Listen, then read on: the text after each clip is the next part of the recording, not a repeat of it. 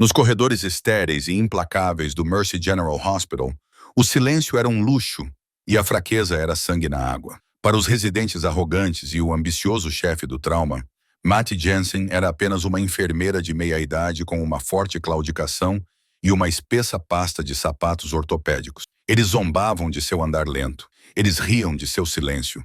Tentavam forçá-la a sair, mas não sabiam que a perna que ela arrastava não tinha sido ferida num acidente de carro ou numa queda. Tinha sido esmagada num vale em Kandahar, enquanto ela mantinha os seus heróis vivos. Estavam prestes a aprender que nunca se deve julgar um guerreiro pelas suas cicatrizes. O som era distinto. Não era o rangido de solas de borracha em linóleo polido, nem o barulho agudo de saltos altos. Era uma cadência rítmica e irregular que ecoava pela ala de trauma do Mercy General. Passo, arrasto. Mattie Jensen não olhou para cima enquanto empurrava o carrinho de medicamentos pelo corredor. Ela manteve os olhos focados nos prontuários, o rosto uma máscara de neutralidade treinada.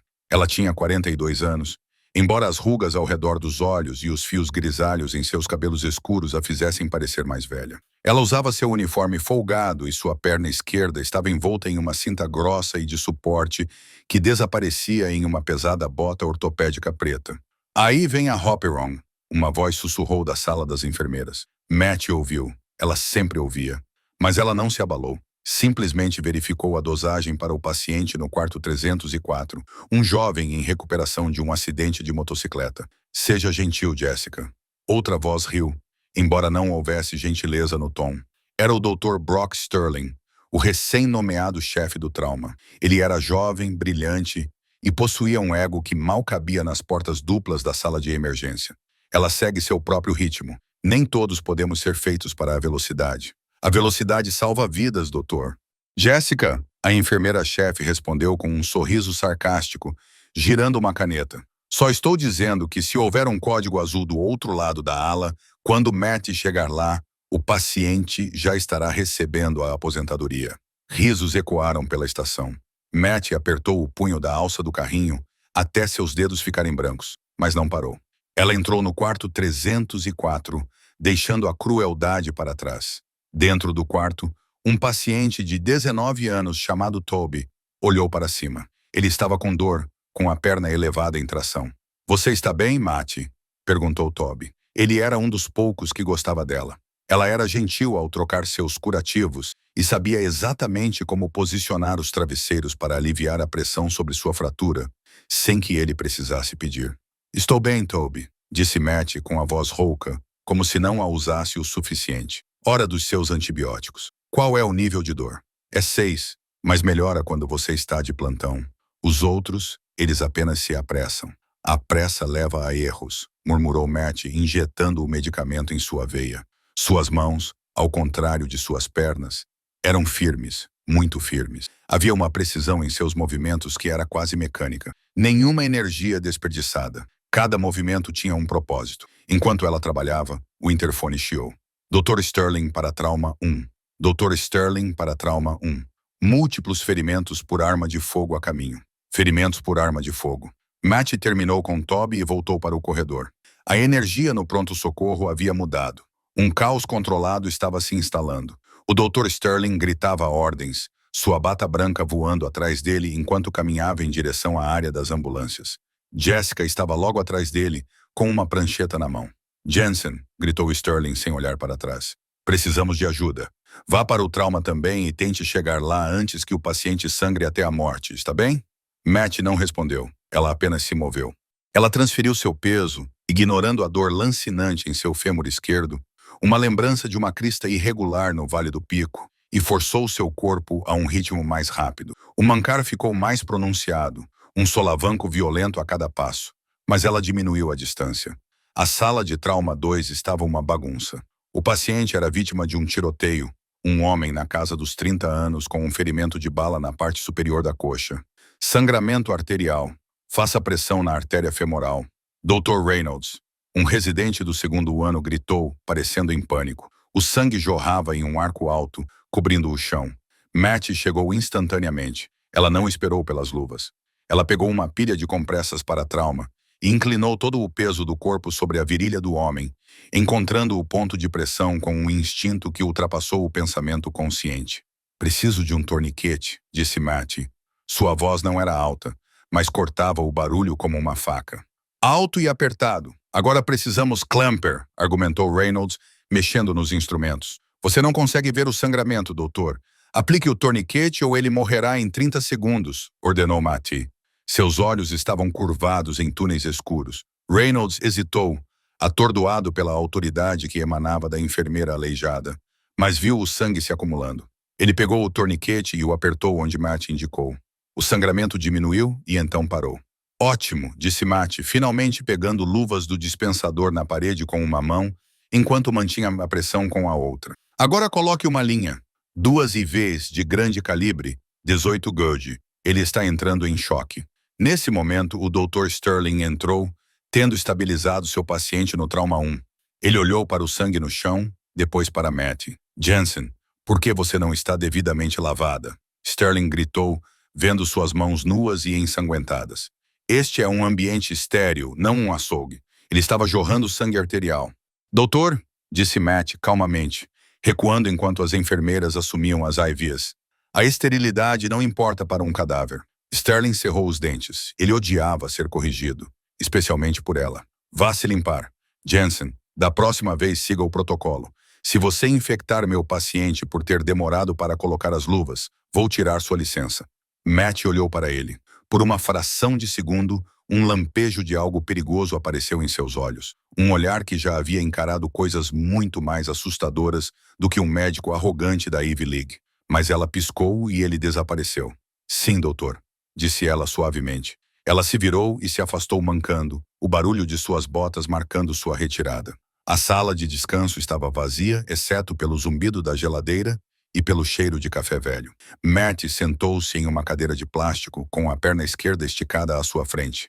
Ela desamarrou o velcro superior de sua bota pesada para aliviar a pressão.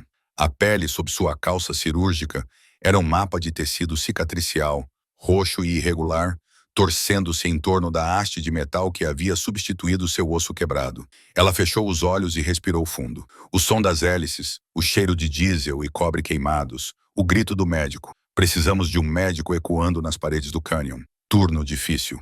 Matt abriu os olhos rapidamente. Era o Dr. Holloway, o anestesiologista mais velho. Ele era um homem gentil, perto da aposentadoria, e a única outra pessoa no hospital que a tratava com respeito genuíno. O de sempre, disse Matt, refazendo rapidamente a bota. Ela não gostava que as pessoas vissem sua vulnerabilidade. Sterling está sendo duro com você, observou Holloway, servindo-se de um café. Ele é um bom cirurgião, tecnicamente falando, mas falta-lhe perspectiva. Ele é jovem, descartou Matt. Ele acha que medicina é ser a pessoa mais inteligente da sala. E você? Perguntou Holloway, encostando-se no balcão. Você nunca fala sobre onde aprendeu a aplicar um toricete assim. Eu vi as imagens da câmera na sala de trauma 2. Isso não foi treinamento da escola de enfermagem, Matt. Foi memória muscular. Matt se levantou, testando seu peso. Eu trabalhei em um pronto-socorro movimentado em Chicago antes disso. Você vê muitas coisas. Era a mentira que ela sempre contava. Era próxima o suficiente da verdade para ser crível, mas vaga o suficiente para impedir perguntas. Ela não podia contar a verdade para ele. Ela não podia contar que tinha sido tenente no corpo de enfermagem da Marinha, ligada a uma equipe de apoio cultural que trabalhava ao lado dos SEALs e Rangers. Ela não podia contar que a memória muscular vinha de tentar remendar meninos que tinham sido despedaçados por I-10 na terra enquanto levavam tiros das colinas. Aquela vida tinha acabado. Ela tinha sido dispensada por motivos médicos com uma Purple Heart e uma perna quebrada que nunca iria realmente sarar. Agora, ela só queria fazer seu trabalho e ir para casa, para seu apartamento vazio. Ela voltou para o andar. O turno estava se arrastando. Eram 2 horas da manhã, a hora do cemitério, quando os piores pesadelos da cidade geralmente entravam pelas portas. Jessica estava na estação sussurrando para um grupo de estagiários. Quando Matt se aproximou, eles ficaram em silêncio, sorrindo. Oh, olha, ela voltou. Jessica disse alto o suficiente para ser ouvida. Você tirou uma soneca, Matt? Sabemos que você demora um pouco para se movimentar. O inventário dos carrinhos de emergência está pronto?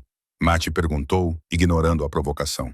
Eu designei isso para você, disse Jessica inocentemente. Como você não pode exatamente correr para atender chamadas, achei que poderia cuidar da papelada e do estoque, mais adequado às suas habilidades. Era um rebaixamento. Estocar carrinhos de emergência era trabalho para um estudante do primeiro ano, não para uma enfermeira veterana. Tudo bem, disse Matty. Ela pegou a prancheta. Passou as 3 horas seguintes verificando sistematicamente todos os carrinhos de emergência do pronto-socorro. Ela foi meticulosa. Verificou as datas de validade da epinefrina, garantiu que as lâminas do laringoscópio tivessem baterias funcionando e organizou as gavetas com precisão obsessiva. Quando estava terminando o carrinho perto da área das ambulâncias, o telefone vermelho da recepção tocou. Era a linha direta da central de emergência. Jessica atendeu com um ar entediado, mas em segundos seu rosto empalideceu. Ela se endireitou. Repita. Quantos? O Dr. Sterling estava passando, navegando em seu tablet. Ele parou quando viu o rosto de Jessica. O que foi? Jessica desligou o telefone. Suas mãos tremiam levemente. Acidente com vítimas em massa. Um ônibus fretado capotou na Interestadual. Várias vítimas graves. Estima-se que sejam 30 vítimas. O primeiro transporte está a 5 minutos de distância. A arrogância de Sterling desapareceu, substituída pela adrenalina do comando. Muito bem, pessoal. Prestem atenção. Temos um evento com vítimas em massa a caminho. Esvaziem as baias de trauma. Quero todos os enfermeiros e médicos disponíveis no andar. Chamem os cirurgiões de plantão. Movam-se. O pronto-socorro explodiu em ação. As pessoas corriam, gritavam ordens, pegavam macas. Matty ficou ao lado do carrinho de emergência que acabara de abastecer. Ela observou o pânico crescer nos olhos das enfermeiras mais jovens. Viu Reynolds hiperventilando perto da pia.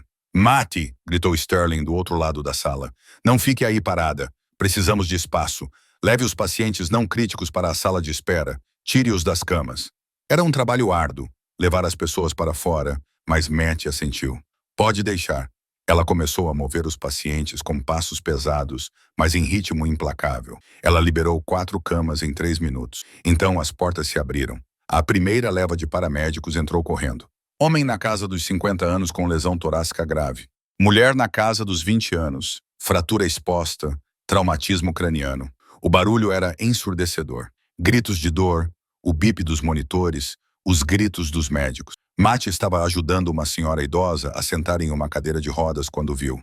Uma equipe de paramédicos estava trazendo uma maca, parecendo frenética. Na cama estava uma menina, talvez com 7 anos. Ela estava cinza, flácida e coberta de sangue. Perdemos o pulso, gritou o médico. Ela está em parada cardíaca. Precisamos de uma sala.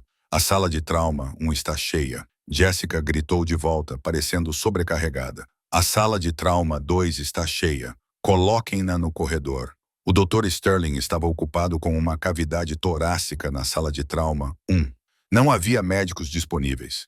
Os paramédicos frearam bruscamente a maca no meio do corredor. Um deles pulou para começar as compressões. Matty olhou em volta. Nenhum residente, nenhum médico assistente. Todos estavam ocupados. A menina ia morrer no corredor por falta de ajuda. Matty abandonou a cadeira de rodas. Desta vez, ela não mancou. Ela avançou, ignorando a dor que subia pela sua perna. Ela chegou à maca. Parem as compressões. Verifiquem o ritmo. Matty gritou. O paramédico olhou para ela. Quem é você? Eu sou quem vai salvar esta menina. Matty rosnou. Ela olhou para o monitor. Fibrilação ventricular. Dê um choque. 4 joias por quilo. Carregue até 100. Precisamos de um médico para autorizar. Eu disse para carregar. Matty rugiu. Era a voz de um comandante. A voz que ordenara aos fuzileiros navais que se protegessem. O médico carregou as pás. Afastem-se. Bum! O corpo da menina arqueou-se. Retome as compressões, ordenou Matty. Ela agarrou o saco de ambu. Preciso de uma via aérea. Ela não está respirando. Ela inclinou a cabeça da menina. A garganta estava inchada, esmagada pelo cinto de segurança. A via aérea está comprometida. Não posso entubar. Precisamos de uma via aérea cirúrgica. Onde está o médico? O médico gritou, olhando em volta. Matty olhou para o trauma 1. Sterling estava gritando sobre um sangramento. Ele não estava vindo. Me dê um bisturi, disse Matty. Você é enfermeira. Jessica apareceu ao lado dela, com os olhos arregalados. Você não pode realizar uma criotomia. É ilegal. Você irá para a prisão. Ela tem 2 minutos antes da morte cerebral. Matty disse com a mão estendida. Me dê a maldita bisturi, Jessica! Não, não serei cúmplice disso. Jessica recuou. Matt não hesitou. Ela enfiou a mão na bolsa de trauma na maca, abriu um kit esterilizado e pegou uma lâmina 10. Segure a cabeça dela, disse Matt ao médico. Com mãos firmes, Matt palpou o pequeno pescoço, encontrando a membrana cricoidiana. Era difícil em uma criança, quase impossível em um corredor caótico. Mas Matt já tinha feito isso na parte de trás de um helicóptero Black Hawk em turbulência. Ela fez a incisão. O sangue jorrou. Ela ignorou, procurando a abertura, inserindo o tubo. Ventile-a, disse Matt. O médico apertou a bolsa. O peito da menina se elevou. Temos pulso, gritou o médico. O ritmo sinusal está voltando. A saturação está subindo. Matt exalou, seus ombros caindo ligeiramente. Ela fixou o tubo com fita adesiva. De repente, uma mão agarrou seu ombro e a girou. Era o Dr. Sterling. Ele tinha sangue em seu jaleco e fúria nos olhos. O que você pensa que está fazendo? Sussurrou Sterling, olhando para o bisturi em sua mão e o tubo no pescoço da menina. Você acabou de cortar uma paciente sem a presença de um médico? Ela estava em parada cardíaca. As vias aéreas estavam obstruídas, disse Matt com voz monótona. Ela está viva. Não me importo, gritou Sterling alto o suficiente para que todo o corredor ouvisse. O caos parou momentaneamente. Você é uma enfermeira. Você não é uma cirurgiã. Você é um risco com uma perna ruim que acabou de cometer negligência médica. Saia do meu pronto-socorro. Doutor, ela a salvou. O médico tentou intervir. Saia. Sterling apontou para as portas de saída. Você está suspensa, aguardando uma investigação. Vá para casa, Jensen, antes que eu peça a segurança para te expulsar. Matt olhou para ele. Ela olhou para a menina cujo peito subia e descia ritmicamente. Ela olhou para Jessica, que sorria maliciosamente no canto. Matt desamarrou o jaleco. Ela o jogou na lixeira de resíduos biológicos. Ela não discutiu. Ela não implorou. Ela simplesmente endireitou as costas, virou-se e começou a longa caminhada até a saída. Passo, arrastar, passo, arrastar. O som ecoava no silêncio da sala de emergência atordoada. O silêncio no apartamento de Mary era diferente do silêncio no hospital. No Mercy, o silêncio geral era um predador à espera para atacar. Aqui, em seu pequeno apartamento de um quarto na periferia da cidade, o silêncio era um cobertor pesado. Matt sentou-se na beirada de seu sofá bege gasto, com a perna esquerda elevada sobre 3 travesseiros. A bota protética estava fora. Sua perna latejava com um ritmo surdo e nauseante, uma lembrança dos pisos de concreto que ela havia pisado por 12 horas. Mas a dor física era suportável. Ela tinha uma alta tolerância à agonia. Era a vergonha que a queimava. Ela pegou o telefone. Precisava ligar para o senhorio. Sem os turnos no hospital, não conseguiria pagar o aluguel no mês seguinte. Sinto muito, Sr. Henderson. Ela ensaiou as palavras na sala vazia. Tive um revés. Ela desligou o telefone. Não conseguia fazer isso. Ainda não. Em vez disso, ela pegou a pequena caixa de madeira guardada na prateleira inferior da estante, escondida atrás de uma fileira de livros de suspense em brochura. Ela abriu a trava. Dentro, repousando sobre veludo azul, havia uma estrela de prata e um coração roxo. Ao lado deles havia uma fotografia desbotada de uma Matt mais jovem coberta de poeira, com o braço em volta de um homem barbudo e corpulento, vestido com um uniforme multicam. Ambos sorriam, mas seus olhos eram velhos. Ela traçou o rosto do homem na foto. Eu tentei, comandante, sussurrou. Tentei manter a cabeça baixa. Enquanto isso, no Mercy General, a narrativa estava sendo reescrita. O sol da manhã entrava no luxuoso escritório de Harlan Pendergast, o administrador do hospital. Ele era um homem que se importava mais com seguros de responsabilidade civil e galas de doadores do que com os resultados dos pacientes. Sentado à sua frente estava o Dr. Brock Sterling, com uma aparência revigorada e totalmente composto. É uma tragédia, realmente, disse Sterling, recostando-se na cadeira de couro e girando uma xícara de café expresso. Jensen sempre foi instável. Tentei orientá-la. Tentei ser paciente com suas limitações, mas para ela realizar uma cirurgia das vias aéreas em um paciente pediátrico é uma conduta criminosa e imprudente. Pendergast enxugou o suor da testa. Mas a menina Davidson, ela sobreviveu. Ela sobreviveu porque cheguei segundos depois para estabilizar as vias respiratórias e tratar o trauma pós-procedimento. Sterling mentiu com naturalidade. Ele nem piscou. Jensen entrou em pânico. Ela cortou a garganta. Eu tive que limpar a bagunça. Se eu não tivesse intervindo, os pais estariam nos processando por homicídio culposo agora. Pentagast acenou rapidamente com a cabeça. Ele queria lhe acreditar nisso. Demitir uma enfermeira desonesta era fácil. Admitir que o hospital estava com falta de pessoal e que uma enfermeira teve que fazer o trabalho de um médico era um pesadelo para as relações públicas. Os pais estão lá fora. Pentagast disse. Os Davidsons querem agradecer ao médico que salvou sua filha. Sterling se levantou, abotoando seu jaleco branco. Ele verificou seu reflexo no armário de vidro. Eu cuido deles. É melhor que eles não saibam que uma enfermeira perturbada quase matou a filha deles. Sterling saiu para a sala de espera. Os Davidsons eram um casal rico, bem conhecido nos círculos sociais da cidade. A senhora Davidson chorava baixinho, segurando um lenço. O senhor Davidson, um homem alto em um terno sob medida, olhou para cima quando Sterling se aproximou. Doutor Sterling? Perguntou o Sr. Davidson, estendendo a mão. Disseram-nos que era você. Sterling apertou a mão com firmeza, com um sorriso ensaiado. Eu era o médico assistente. Sim, foi uma situação caótica. Sua filha é uma lutadora. Os paramédicos disseram que alguém fez um milagre no corredor, disse a Sra. Davidson, segurando a mão de Sterling. Disseram que a garganta dela estava esmagada, que você a abriu para deixá-la respirar. O sorriso de Sterling não vacilou, mas seus olhos endureceram ligeiramente. Fazemos o que temos que fazer. Foi uma decisão difícil, mas eu não podia deixá-la ir. Obrigada, ela soluçou. Obrigada por salvar minha Lily. Sterling aceitou a gratidão. Ele aceitou os abraços. Ele aceitou a promessa de uma doação substancial para a ala de trauma. Ele não sentiu culpa. Em sua mente, ele era o herói. Matt era apenas uma ferramenta, um instrumento com defeito que ele finalmente descartou. Mais tarde, naquela tarde, Jessica encontrou Sterling na sala de descanso. Você disse a eles que fez o truque? Ela perguntou, levantando uma sobrancelha. Ela não parecia desaprovadora. Ela parecia impressionada com sua audácia. Eu sou o chefe do trauma, Jessica. Tudo o que acontece naquele andar é minha responsabilidade. Portanto, fui eu quem fez isso, disse Sterling, dando uma mordida em um bagel.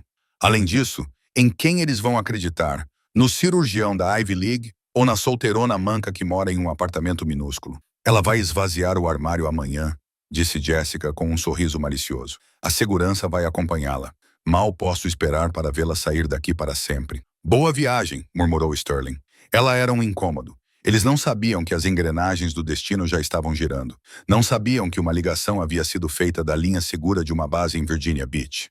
Uma ligação desencadeada por um reconhecimento facial em uma câmera de segurança do hospital que havia sido sinalizada por uma agência federal que monitora o status dos veteranos. O predador não era o silêncio no apartamento de Matt. O predador estava subindo a interestadual em um comboio de SUVs pretos. 2 dias depois, a atmosfera no Mercy General estava tensa. O incidente com a enfermeira havia se tornado assunto de fofocas discretas. A maioria da equipe acreditava na versão de Sterling dos acontecimentos, de que Matt havia enlouquecido e quase matado uma criança. Os poucos que sabiam a verdade, como o paramédico que estava lá, tinham muito medo de Sterling para falar. Matt chegou às 10 horas da manhã. Ela não estava usando uniforme. Vestia um par de jeans escuros e um suéter cinza simples. Hoje ela andava com sua bengala, pois a dor na perna havia se intensificado devido ao estresse. Ela parou na recepção. Estou aqui para esvaziar meu armário. Ela disse ao segurança, um homem chamado Frank, que sempre fora gentil com ela. Ele não conseguia olhá-la nos olhos. Tenho que acompanhá-la, Matt. Ordens do Pendergast, murmurou Frank. Eu entendo, Frank. Vamos logo com isso. Eles caminharam pelo longo corredor até o vestiário. Ao passarem pela sala de trauma, ela viu Sterling e Jessica rindo perto da enfermaria. Eles ficaram em silêncio quando ela passou. Não se esqueça das suas palmilhas ortopédicas, Matt, gritou Jessica com uma voz melosa. Não quero que você tropece no caminho para a fila do desemprego. Matt parou. Ela se virou lentamente. Pela primeira vez, ela não baixou os olhos. Ela olhou Jessica diretamente nos olhos. Tenha cuidado, Jessica, disse Matt suavemente. O chão fica escorregadio quando você fica em cima de tanto lodo. Jessica engasgou, ofendida. Mas antes que ela pudesse responder, o chão pareceu vibrar. Começou como um ruído baixo, mais sentido no peito do que ouvido. Então, o som de motores pesados encheu o ar do lado de fora das portas de vidro da entrada principal. Todos viraram a cabeça. Os pacientes na sala de espera se levantaram. Através do vidro, 3 enormes SUVs pretos com placas do governo pararam bruscamente na área de ambulâncias, bloqueando a entrada. As portas se abriram em perfeita sincronia. 6 homens saíram. Eles eram gigantes, vestiam roupas civis táticas, calças cargo, camisetas justas que marcavam os músculos e óculos de sol Oakley. Eles se moviam com uma fluidez que gritava violência contida. Mas era o homem que saiu do veículo da frente que dominava o ambiente. Ele vestia um uniforme formal da Marinha, azul, imaculado e elegante. As listras douradas em sua manga o identificavam como capitão, um oficial de alta patente, equivalente a um coronel do exército. Seu peito estava coberto de fitas. O broche com o tridente da Budweiser brilhava em ouro acima do bolso esquerdo. Ele tirou os óculos escuros. Seu rosto estava marcado por cicatrizes. Era rude e aterrorizado. Absolutamente ninguém, porque ele parecia um homem que havia feito as pazes com a morte anos atrás. Este era o capitão James Riker, comandante de uma unidade operacional de nível 1. As portas automáticas se abriram com um chiado. Os 6 homens em equipamento tático entraram primeiro, espalhando-se para proteger o perímetro do saguão. Eles não sacaram armas, mas suas mãos pairavam perto do cós das calças. Os seguranças do hospital congelaram. Frank colocou a mão no rádio, mas não ousou falar. O capitão Riker marchou para o centro do saguão. Suas botas no piso de azulejo soavam como golpes de martelo. O administrador Pendergast saiu correndo de seu escritório, com a gravata esvoaçando. O Dr. Sterling o seguiu, parecendo irritado com a perturbação. Com licença, guinchou Pendergast. Você não pode simplesmente estacionar aí. Esta é uma zona para veículos de emergência. Quem é você? O capitão Riker ignorou Pendergast completamente. Ele examinou a sala. Seus olhos pareciam miras a laser. Estou procurando o chefe do trauma, Riker bradou. Sua voz era um barítono profundo que chegava até o fundo da cafeteria. Sterling ajeitou o casaco. Ele deu um passo à frente, um sorriso presunçoso nos lábios. Ele presumiu que se tratava de uma visita VIP. Talvez um senador tivesse se ferido ou um general precisasse de uma cirurgia discreta. Este era o seu momento. Sou o Dr. Brock Sterling, chefe do trauma. Sterling anunciou, estendendo a mão. Como posso ajudar a Marinha dos Estados Unidos? Riker olhou para a mão de Sterling, depois para o seu rosto. Ele não apertou a mão. Você é o responsável por este andar? Perguntou Riker. Sim, disse Sterling, baixando a mão um pouco irritado. Eu dirijo este departamento. Ótimo, Riker disse. Então você pode me explicar por que a mulher que salvou a vida da minha afilhada está sendo escoltada pela segurança como se fosse uma criminosa? A sala ficou em silêncio total. Sterling piscou. Peço desculpas. Minha afilhada. Riker repetiu, baixando o tom de voz, tornando-se ameaçador. Lily Davidson. O pai dela é meu ex-comandante de pelotão. Acabei de falar com ele ao telefone. Ele me disse que o hospital afirma que você a salvou. Sterling empalideceu. Bem, sim, foi um procedimento complexo. Procedimento complexo? Riker interrompeu. Uma criocirurgia realizada com uma lâmina número 10 em menos de 30 segundos em uma paciente pediátrica em um corredor. Isso não é um procedimento de faculdade de medicina, doutor. Isso é uma modificação de campo de batalha. É um protocolo de morte evitável, ensinado em apenas alguns lugares na Terra. Riker deu um passo em direção a Sterling. O médico recuou. Eu obtive as imagens de segurança dos seus servidores há 10 minutos. Riker disse, temos autorização de alto nível. Eu assisti ao vídeo. Pendergast parecia que ia vomitar. Você invadiu nossos servidores. Nós os monitoramos, corrigiu Riker. E eu vi um homem de jaleco branco parado na sala de trauma, enquanto uma menina morria. E vi uma mulher com uma perna ferida entrar e fazer o trabalho de Deus. Riker se afastou de Sterling, dispensando-o como se fosse um inseto. Ele examinou a multidão novamente. Onde ela está? Gritou Riker. Onde está a Wraith? A equipe parecia confusa. A Wraith? Alguém sussurrou. Não temos ninguém com esse nome, gaguejou Pendergast. Só temos... Bem, demitimos a enfermeira Jensen. Os olhos de Riker se voltaram para o corredor, onde Matt estava parada, paralisada, segurando sua bengala. O rosto assustador do capitão se suavizou.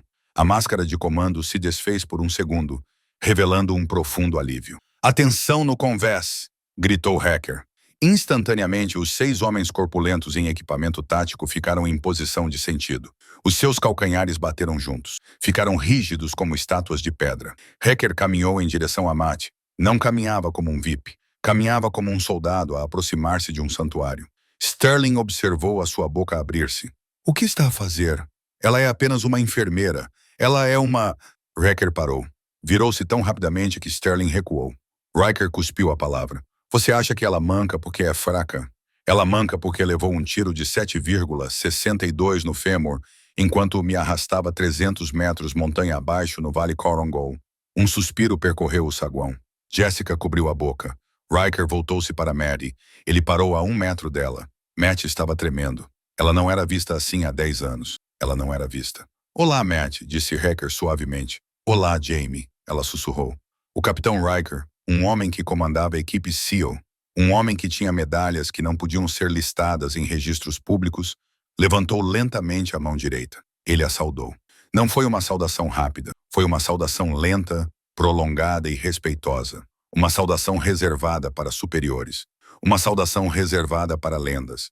Tenente comandante, disse Hacker formalmente, faz muito tempo. O saguão do Mercy General ficou paralisado. O único som era o zumbido das máquinas de venda automática e a respiração pesada do Dr. Sterling, que parecia estar tendo um problema cardíaco. Tenente comandante, sussurrou Jessica para a enfermeira ao seu lado. Mattie é uma oficial. Hacker manteve a saudação por 10 segundos antes de baixar a mão. Ele acenou para os homens atrás dele. Você se lembra dos rapazes, não é, senhora? Perguntou Hacker. Os 6 homens deram um passo à frente. Eles não eram apenas soldados. Eles eram a elite. E um por um, eles se aproximaram de Mattie. O primeiro, um gigante barbudo com uma cicatriz na bochecha, pegou a mão de Mattie gentilmente. Você colocou meus intestinos de volta dentro do meu estômago em 14. Senhora, disse ele com a voz cheia de emoção. Tenho 3 filhos agora, e chamei a mais nova de Matilda. O segundo homem se aproximou. Você ficou acordada por 72 horas seguidas, mantendo pressão na minha artéria femoral quando o helicóptero médico não pôde pousar por causa da tempestade. Eu nunca consegui agradecer. Lágrimas escorriam pelo rosto de Mattie. Ela soltou a bengala, mas não caiu. O primeiro soldado segurou seu braço, estabilizando-a. Eu só estava fazendo o meu trabalho, disse Mattie com a voz embargada. Não, disse Hacker, com a voz ecoando por toda a sala. Ele se virou para a equipe do hospital, garantindo que todos ouvissem. Deixem-me dizer quem é essa mulher, porque claramente vocês, idiotas, não têm ideia. Hacker apontou para Mattie. Esta é a tenente-comandante Matilda Jensen, enfermeira da Marinha designada para a JSOK. Ela não trabalhava em um hospital confortável. Ela se ofereceu para as equipes de apoio cultural. Ela foi aonde nós fomos. Ela arrombou portas conosco. E quando aconteceu a emboscada no Vale Pesh, aquela em que estávamos em desvantagem numérica de 40-1, ela não se escondeu. Riker caminhou até o doutor. Sterling, ficando bem na frente dele. Sterling estava encostado na recepção. Levamos um fogo pesado. Riker relembrou seus olhos fixos em Sterling. Levei 2 tiros no peitoral e 1 na perna. Não conseguia me mover. Estávamos encurralados. O inimigo se aproximava. E então vi Maddie. Ela não tinha uma arma. Ela tinha uma bolsa médica. Riker apontou para a perna de Mattie. Ela correu para a zona de morte. Não uma, não 2, 6 vezes. Ela arrastou 6 selos feridos para fora da linha de fogo. Na última corrida, um atirador de elite destruiu sua perna. Ela parou? Não. Ela rastejou. Ela rastejou pela terra, arrastando um operador 200B enquanto sangrava. Ela recusou a evacuação até que todos os meus homens estivessem no helicóptero. Ela é a única razão pela qual estou aqui. Ela é a única razão pela qual todos nós estamos respirando. Wrecker virou-se para Pentagast. Nós a chamamos de Wraith porque ela se movia pelo campo de batalha como um fantasma, salvando vidas onde ninguém mais poderia. E você? Riker olhou para Sterling com puro desgosto. Você zombou de seu mancar.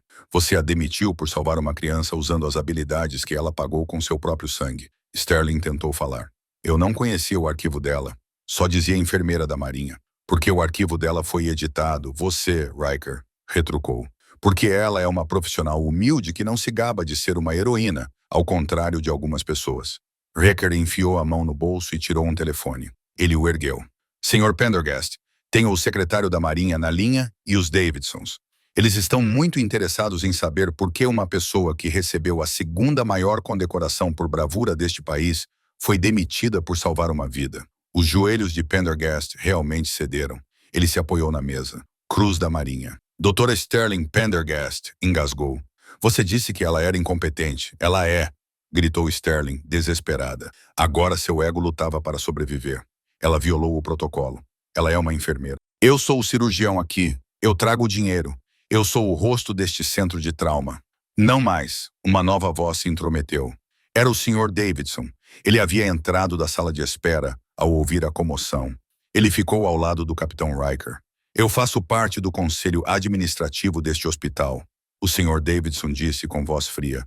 Eu ouvi tudo. Dr. Sterling, você mentiu na minha cara. Você roubou o crédito por salvar minha filha. E você denegriu um herói de guerra.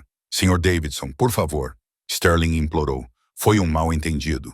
Você está demitido, disse Davidson, com efeito imediato. Pegue suas coisas e saia, e eu vou denunciá-lo ao conselho médico por falsificar registros de pacientes. Você nunca mais vai exercer a medicina neste estado. Sterling olhou ao redor. As enfermeiras o encaravam com ódio. Jessica tinha se afastado silenciosamente, desaparecendo no escritório dos fundos. O segurança, Frank, sorria. Sterling tirou o jaleco branco. Ele o jogou no chão. Ele tentou reunir alguma dignidade, mas ao passar pela fila de Navy SEALs, parecia pequeno, patético. Ele saiu correndo pelas portas de correr, o som de seus sapatos caros desaparecendo no esquecimento. Wrecker voltou-se para Matt. A raiva desapareceu de seu rosto, substituída por cordialidade. Senhora, disse Hacker, a Marinha tem um programa de treinamento de médicos de combate, gerenciamento avançado de traumas. Precisamos de um instrutor. Alguém que já tenha passado por isso. Alguém que saiba que o manual nem sempre se aplica quando as balas estão voando. Matt enxugou os olhos. Jaime, não consigo mais correr. Não consigo acompanhar os recrutas. Não precisamos que você corra, Matt. Hacker sorriu. Precisamos que você os ensine a se manterem de pé. Precisamos que você os ensine a serem como você. Ele estendeu a mão. O salário é o triplo do que este lugar lhe paga. Benefícios completos. E você nunca mais terá que estocar um carrinho de emergência. Você treinará a próxima geração de heróis. O que você me diz? Matt olhou para as paredes do hospital, o lugar que a tratava como um móvel. Então ela olhou para os irmãos que havia salvado.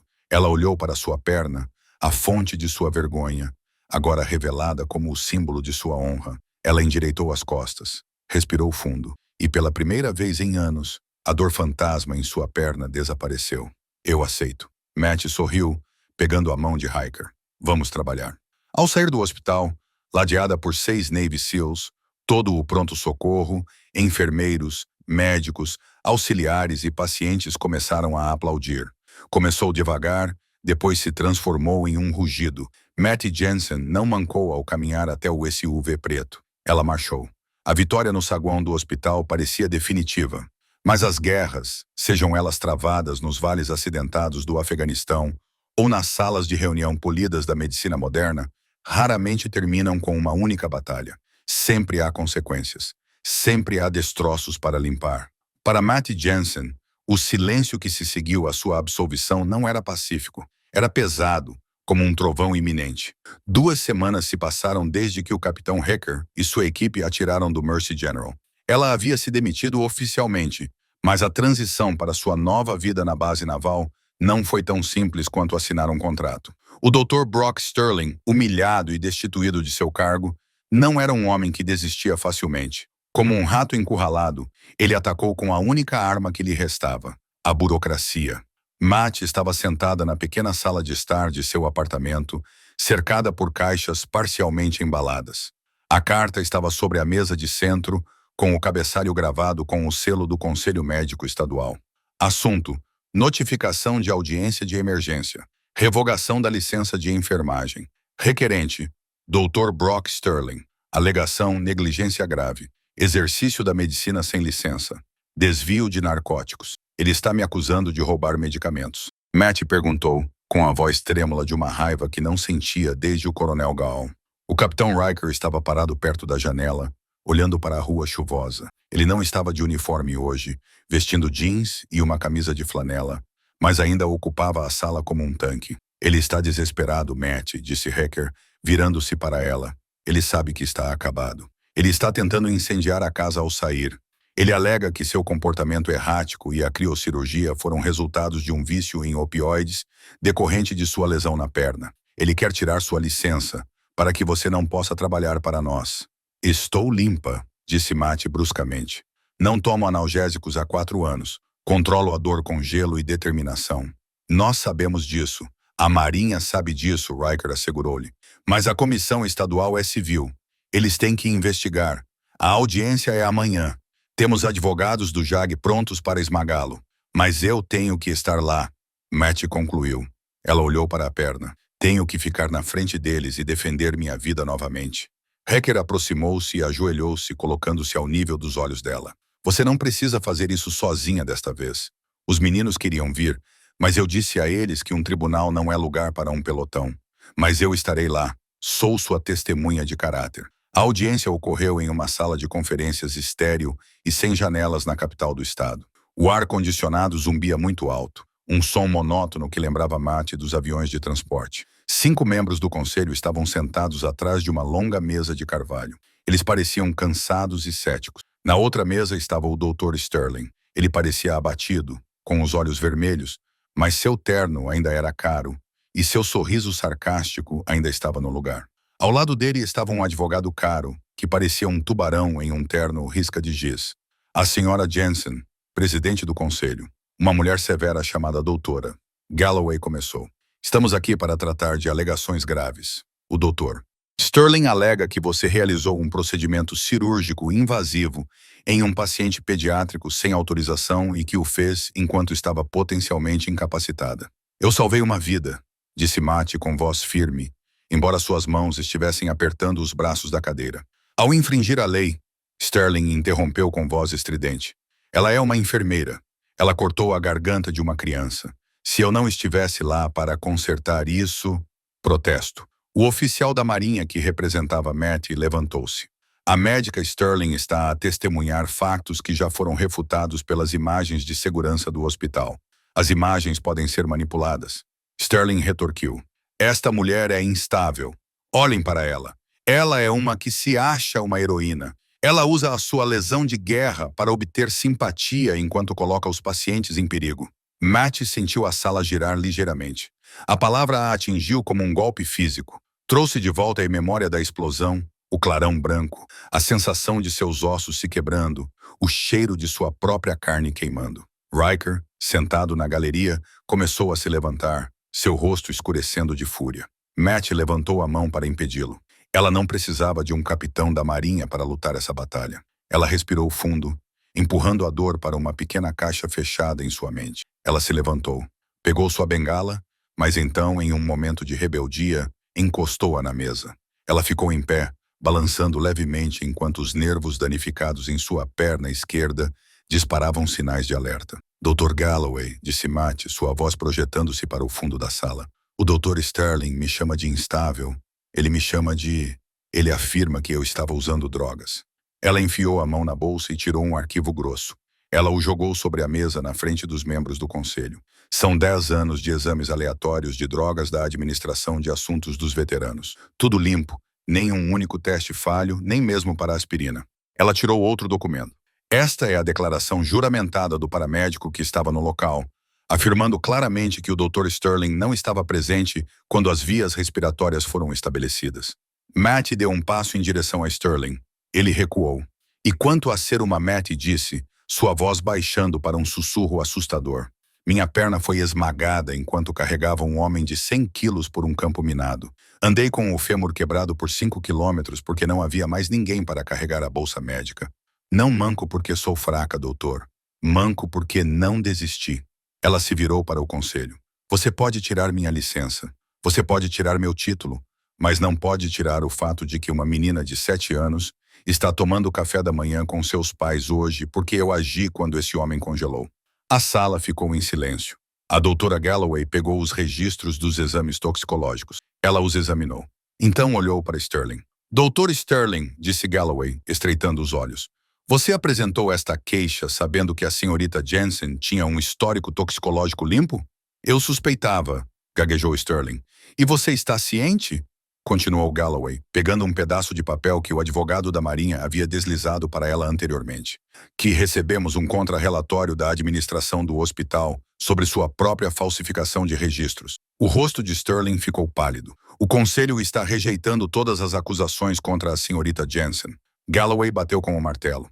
Além disso, Dr. Sterling, Você está sendo notificado de que sua licença está suspensa, enquanto se aguarda uma investigação completa sobre sua conduta e ética. Esta audiência está encerrada. Sterling afundou na cadeira derrotado. Ele não olhou para Matt.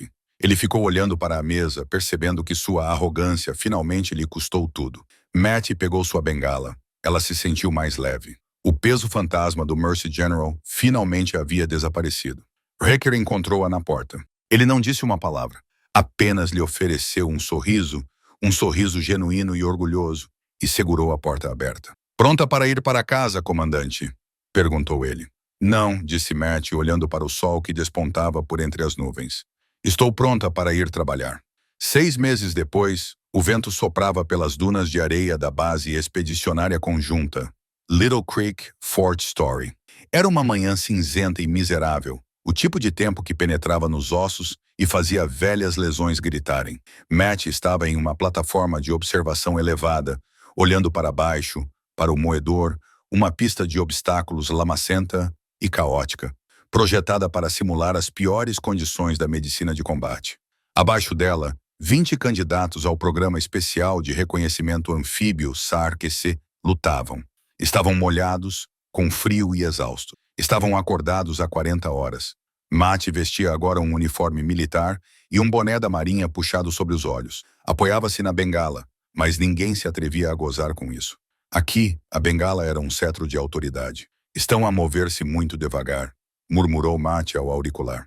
Ao lado dela, o suboficial Gunny Hayes, um instrutor corpulento com a cabeça raspada, acenou com a cabeça.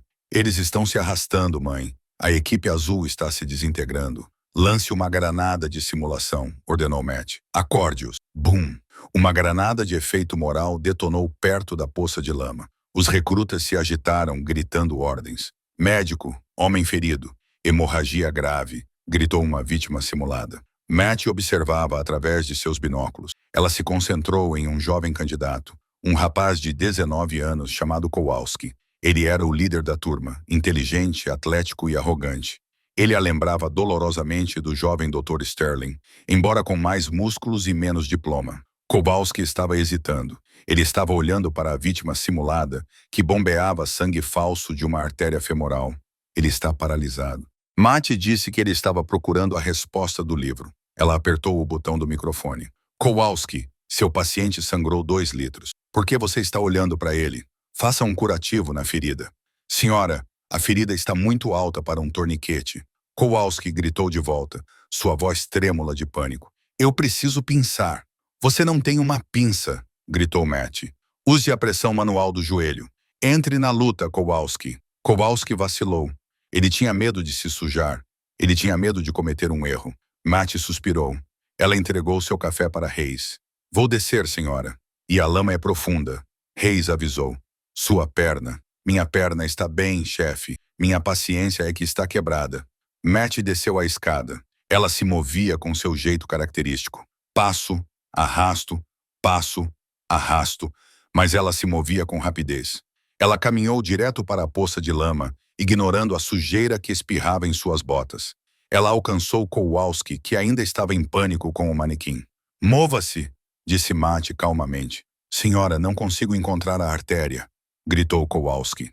Matt largou a bengala. Ela caiu de joelhos na lama. Ela empurrou Kowalski para o lado com uma força que o surpreendeu. Enfiou o punho na virilha do manequim, encontrando o ponto de pressão. Instantaneamente, o fluxo de sangue falso parou. "Você não olha com os olhos, Kowalski", disse Matt, sua voz cortando o vento. "Você olha com as mãos.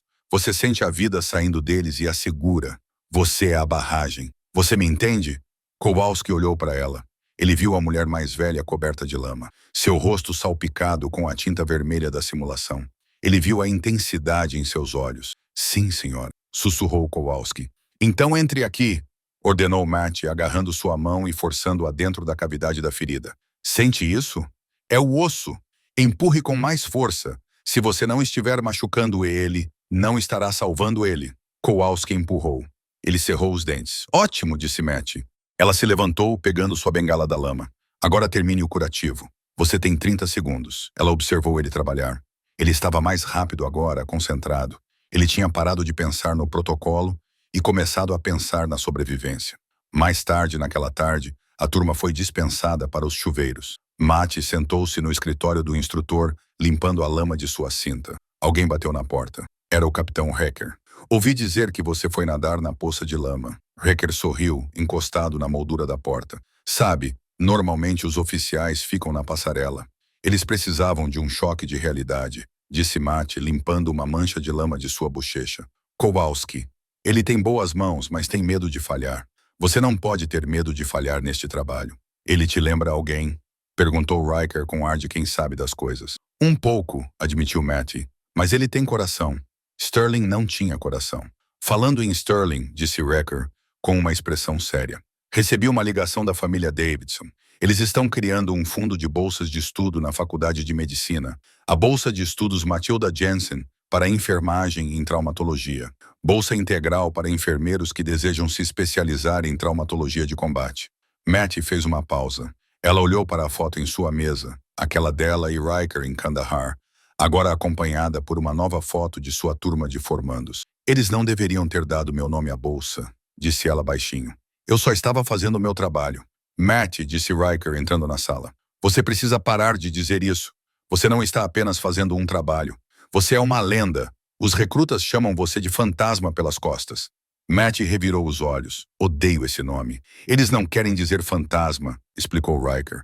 Eles querem dizer que você vê coisas que ninguém mais vê. Você aparece onde é necessária, e a morte parece recuar quando você está por perto. Ele apontou para a janela, onde os recrutas marchavam para o refeitório. Olhe para eles. Eles andam mais eretos porque é você quem os ensina.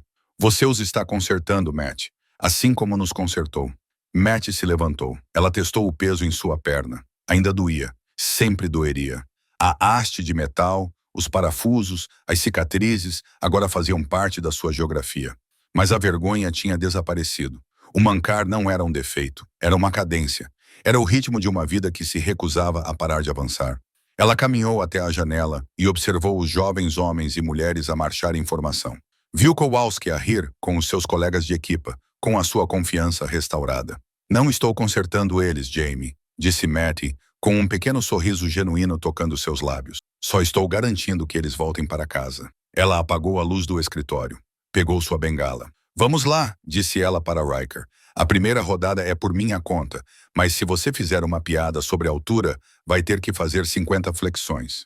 Riker riu com uma gargalhada profunda. Combinado, comandante, combinado. Eles saíram juntos para a noite fria da Virgínia. 2 guerreiros, um mancando, outro marchando, ambos finalmente em paz. O hospital era uma lembrança distante. A zombaria era pó ao vento. Matt Jensen estava exatamente onde pertencia, na linha que guardava a porta entre a vida e a morte. A história de Matt Jensen nos lembra que o verdadeiro heroísmo não tem a ver com o uniforme que você veste ou o título em seu crachá. Tem a ver com a coragem de agir quando todos os outros congelam. O Dr. Sterling olhou para Matt e viu uma mulher quebrada, mancando, mas não conseguiu ver a espinha de aço de uma guerreira que atravessou o inferno para trazer seus irmãos para casa. O mundo está cheio de pessoas que vão julgá-lo por suas cicatrizes, que vão confundir seu silêncio com fraqueza e sua gentileza com fragilidade. Não deixe que eles definam quem você é. Suas cicatrizes são suas medalhas. Suas lutas são sua força. Se você acredita que nunca devemos julgar um livro pela capa e que nossos veteranos merecem respeito infinito pelas batalhas silenciosas que travam todos os dias, clique no botão curtir. Compartilhe esta história para homenagear os enfermeiros e médicos que salvam vidas nas sombras. E não se esqueça de se inscrever e ativar as notificações para nunca perder uma história sobre heróis da vida real que provam que os céticos estão errados.